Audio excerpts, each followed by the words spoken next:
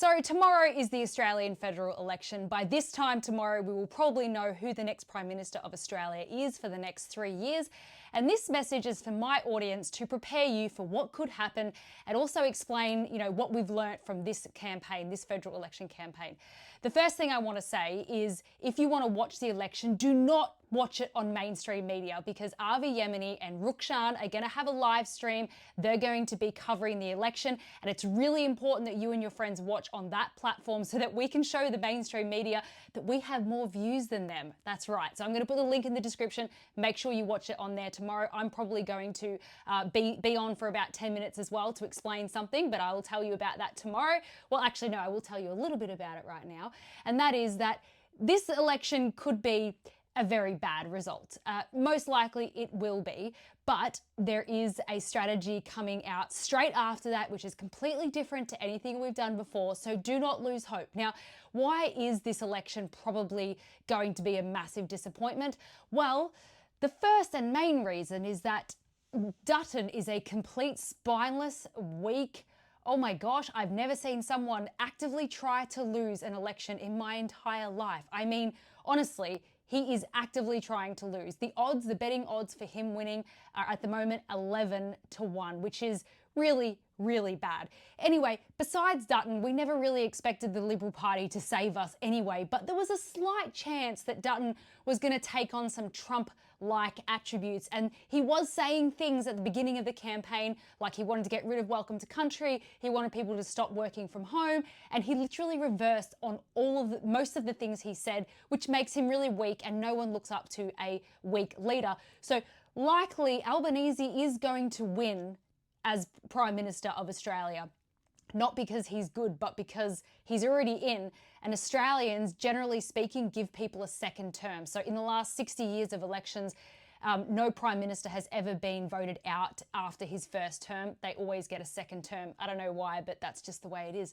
The other reasons that this is going to be a bad election is that in 2022, the Freedom minor parties had a lot of volunteers and a lot of momentum. And to be honest, I think a lot of us got burnt out from that experience in 2022. And in the last 3 years, we were expecting the minor parties to find a way to come together so that we could be more effective with our numbers. But that didn't really happen until the very end. Some parties did kind of come together, but we're talking 2 months out from the election date. So really, that was a huge disappointment for us. So that's another reason why we've got less volunteers on the ground, we've got less motivation, less inspiration than we did in 2022, and we didn't get anywhere in 2022 either. So I'm preparing you that tomorrow, this time tomorrow, I really think that we're going to have a Labor minority government, and the only thing I can hope and pray for is that the balance of power in the Crosshouse is not with the Greens. There's been a huge anti-Greens campaign in Victoria and Queensland.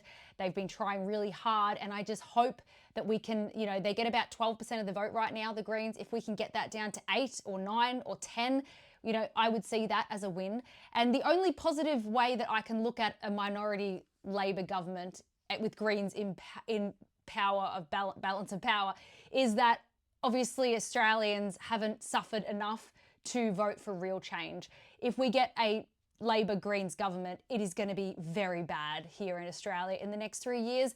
And the upside of it getting worse here is that more people will wake up. It will be so much easier to wake up your friends and family when they can't afford food, when they can't travel, and when they can't afford electricity because renewables and all that sort of stuff. So that's the only upside. And I want you to know that regardless of what happens tomorrow, with the election, on Monday or Tuesday, hopefully Monday, I am launching a huge campaign in preparation for the election 2028 and 2031 because I'm not sitting around waiting for the minor parties to come together anymore. There needs to be a new strategy.